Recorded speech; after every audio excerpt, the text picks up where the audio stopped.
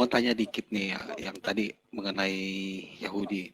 Dulu kan waktu zaman Yesus kan ada Zelot, ada Farisi, Saduki, sama Eseni, sama pengikut Yesus sendiri. Nah, yang waktu tahun 70-an itu kan mereka semua dihancurkan ya, Bait Allah juga dihancurkan. Nah, kitab-kitabnya itu dibawa sama kekristenan ya, Pak, yang mengikut Yesus. Oh, bukan. Jadi tahun zamannya Babilonia kuno itu, ya, seluruh bait suci dihancurkan, kitab-kitab juga dihancurkan. Kan zaman itu yang namanya kitab suci, zamannya Raja Babel itu Nebukadnezar, yang disebut kitab suci ya Torah itu.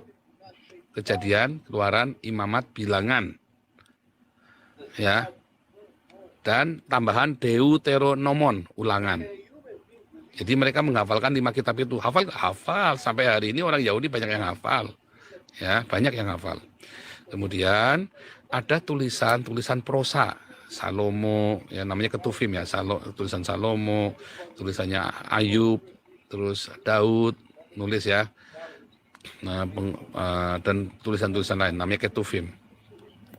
Jadi ada orang yang dihafalkan, ada lagu-lagu yang dinyanyikan, ada amsal-amsal.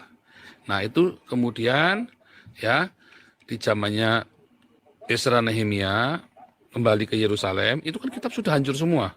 Lalu si Ezra menulis salinan kitab lagi, ya, Torah, dan di zaman itu juga ada kitab para nabi. Saya sendiri aja membuat berapa kopi tuh, 3 kopi kalau nggak salah ya, 2 atau 3 kopi, 3 salinan, gara-gara kan dibakar kan sama siapa Yeremia ya. Tapi semua nabi itu ketika bernubuat kan dibakar sama rajanya kan, dia nulis lagi salinannya. Makanya kita bisa nemukan di Gua Qumran Laut Mati itu yang tes karbonnya itu tahun 400 sebelum Masehi, yaitu zamannya Ezra Nehemia kurang lebih. Begitu. Nah, Ezra Nehemia mereka hafal Torah. Lalu mereka menuangkan di dalam bahasa Aramaik yang namanya Targum. Targum itu artinya terjemahan, tarjamah itu, tarjamah jadi Targumim, terjemah. Nah, itulah Targum dalam bahasa Aramaik. Lalu 100 tahun kemudian ada Septuaginta yang berbahasa Yunani. Dari zamannya Septuaginta 300 tahun sebelum Masehi sampai dengan zamannya Rabai Akiva tidak ada kitab atau artikel di dalam bahasa Ibrani loh. Karena mereka berbahasa Aramaik dan berbahasa Yunani. Yesus itu mengajar dalam bahasa Yunani kepada murid-muridnya. Ya, mereka mengajar dalam bahasa Yunani dan buktinya apa? Semua kutipan Yesus itu dari Septuaginta. Ya. Semua kutipan Yesus dari Septuaginta. Para rasul ngutip semua dari Septuaginta. Atau ada kisah yang dari Targum. Misalnya kalau kamu baca dalam 1 Timotius ya, Yanes Yambres. Ada kata Yanes Yambres, kamu cari perjanjian lama kita enggak ada tuh. Adanya di mana? Di Targum. Nah, itu ada di kelas evangelis ya, nanti belajar. Kalau kamu di kelas saya ajarin.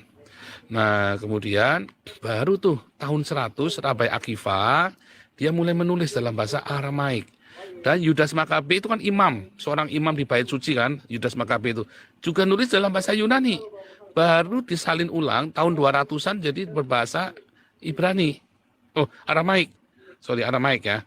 Karena tahun 135 ketika Bar Kokhba kalah, Bar Kokhba itu kan yang ditabiskan oleh Akiva sebagai Mesias kan, kalah. Bahkan Rabai Akiva itu dicincang matinya kan.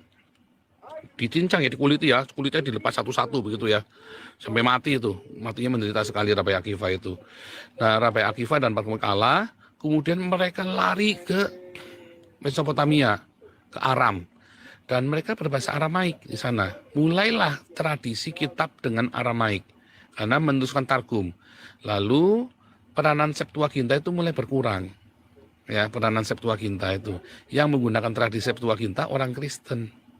Septuagintanya yang ditulis orang Yahudi itu yang meneruskan tradisinya orang Kristen. Mengapa? Karena orang Yahudinya marah sama orang Romawi. Jadi mereka menggunakan bahasa Ibrani dan bahasa Aramaik. Jadi bahasanya Aramaik, hurufnya huruf Ibrani. Abad ke-19 mulai ada gerakan mesianik, mereka singkirkan Septuaginta, nggak mau sama sekali. Mereka berani. Itu ceritanya. Terima kasih Pak Paul. Tapi apa kalau yang Masoret itu kan abad ke-10 ya, yang dari Betul. Makanya kan kitab Ibrani yang berbahasa Ibrani dan tulisan Ibrani. Kalau Targum kan tulisan Aramaik dengan huruf Ibrani. Ini berbahasa Ibrani dengan tulisan Ibrani, baru abad ke-10, baru abad ke-7 sebetulnya dimulainya. Abad ke-7 mulai dirintis, abad 10 jadi selesai. Nah, itu baru tuh mulai disebarkan. Abad ke-16, Martin Luther menerjemahkan Perjanjian Lama yang kita pegang dari Masoret. Tetapi dulu Gereja Katolik menerjemahkan Perjanjian Lamanya dari Septuaginta.